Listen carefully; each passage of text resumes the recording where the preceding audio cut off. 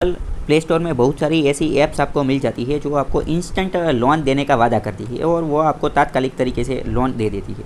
और यह बहुत सारी ऐप ऐसी भी होती है जो आपको इंस्टेंट यानी कि तात्कालिक स्वरूप से लोन तो दे देती है, लेकिन बाद में उसका इंटरेस्ट रेट यानी कि ब्याज का दर जो होता है वह बहुत ही हाई होता है और बाद में वह लोन रिकवर करने के लिए बहुत सारे हथकंडे अपनाती है और इसमें कई बार आपको बार बार फ़ोन करती है या फिर कई बार आपकी जो मेंटल एगोनी लेने का काम करती है, मानसिक त्रास देने का काम करती है, मेंटल हेरेसमेंट देने का।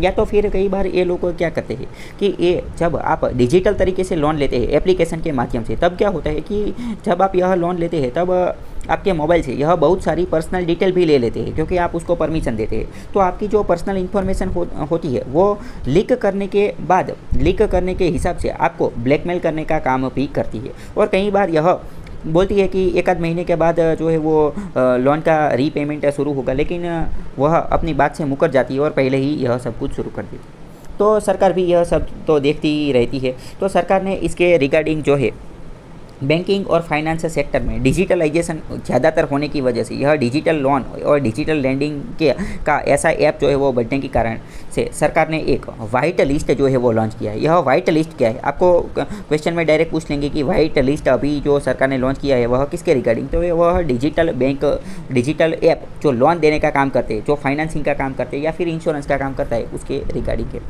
इस वाइट लिस्ट में यह जो वाइट लिस्ट है वो आरबीआई के द्वारा लॉन्च की जाएगी। आरबीआई और सरकार दोनों ही मिलकर जो है वह लॉन्च करेगी। यह इस वाइट लिस्ट में क्या होगा, तो इस वाइट लिस्ट में ऐसी कंपनी या फिर ऐसी ऐप का नाम होगा जो सरकार के द्वारा मान्यता प्राप्त है, सरकार के द्वारा लाइसेंस ले चुकी है, या फिर यह ऐसी ऐप है जिसके ऊपर आप उस ऐप से आप लोन ले सकते हैं, मतलब कि वह ज़्यादा सिक्योर है। मतलब कि इसके सिवाय इस लिस्ट के बाहर की जितनी भी लोन ऐप होगी वह सिक्योर नहीं है या फिर गवर्नमेंट की रजिस्ट्रेशन से दूर है।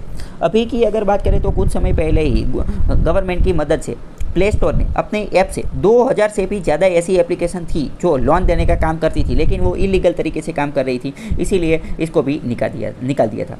अभी गवर्नमेंट जो है वो पेमेंट एग्रीगेटर उसके रजिस्ट्रेशन के ऊपर भी बहुत ही ज़्यादा जो है वो भार दे रही है और बोल रही है कि यह पेमेंट एग्रीगेटर का रजिस्ट्रेशन जो है वो निर्धारित समय के अंदर हो जाना चाहिए। और इसके साथ साथ हमारा जो MCA है यानी कि मिनिस्ट्री ऑफ कॉर्पोरेट अफेयर्स, इन्होंने भी एक काम शुरू कर दिया है कि पूरे भारत देश के अंदर जितनी भी सेल कंपनियां हैं जो कि ये बिना रजिस्ट्रेशन के चल रही है या फिर ऐसी सेल कंपनियां जो ये इलीगल तरीके से लोन देने का काम करे, तो उसका रजिस्ट्रेशन कैंसिल करने का काम जो है वो भी करेंगे।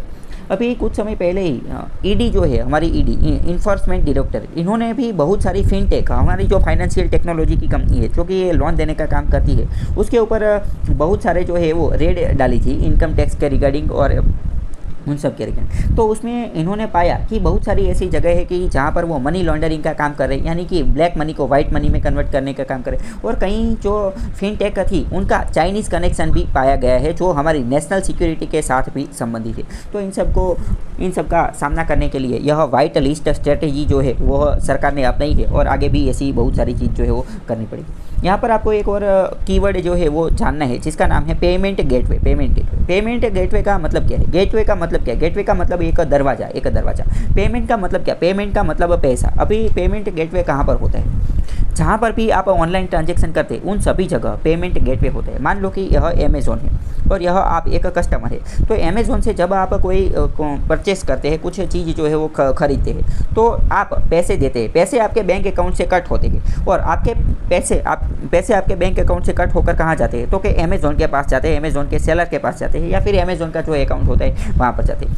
तो वहाँ पर आने जाने का जो रास्ता होता है उसको पाइपलाइन बोलते हैं, यानी कि यह एक पाइपलाइन होती है और यह पाइपलाइन का रेगुलेशन करने का काम जो है वो पेमेंट गेटवे करता है। और यह पेमेंट गेटवे जो है वो अलग अलग होते हैं, जैसे कि पेटीएम, जैसे कि रेजर पे, और ये जो अमेज़ॉन जैसी बड़ी कंपनियां होती है तो उनके पास तो अपना खुद का ही पेमेंट गेटवे होता है। यानी कि पेमेंट गेटवे एक ऐसी चीज़ है जो मर्चेंट को एक ऐसी सुविधा देती है कि जिसकी मदद से वह जो बायर है उससे पैसा कलेक्ट कर सकते हैं। यानी कि अलग अलग बैंक भी ऐसी सुविधा देती है। तो मतलब कि समझ गए, पेमेंट गेटवे एक ऐसी सुविधा है जो मर्चेंट को दी जाती है ताकि वह सेलर से आसानी से पैसे जो है वो कलेक्ट कर सकते हैं। तो पेमेंट गेटवे के रिगार्डिंग भी आपको क्वेश्चन जो है वो पूछा जा सकता है।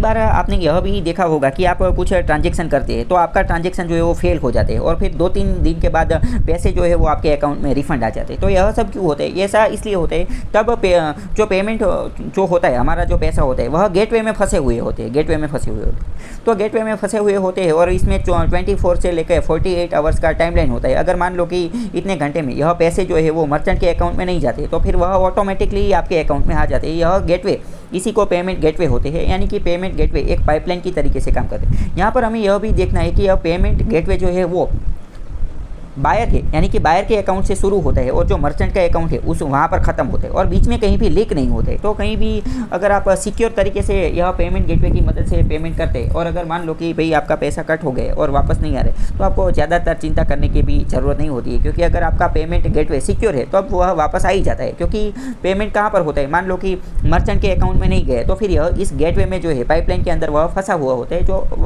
वापस आ जाता है। तो इसमें ऐसे में निश्चिंत होना चाहिए। आपको चिंता कब करनी? आपको चिंता तभी करनी है अगर आपने पेमेंट जो है वो अनसिक्योर तरीके से किया है, अगर आपने पेमेंट जो है वो किसी फ्रॉड आदमी को कर दिया या फिर आपने पेमेंट जो है वो इस तरीके से इलीगल लोन देने वाली कंपनियों से लिया है, तो तभी आपको चिंता करनी है।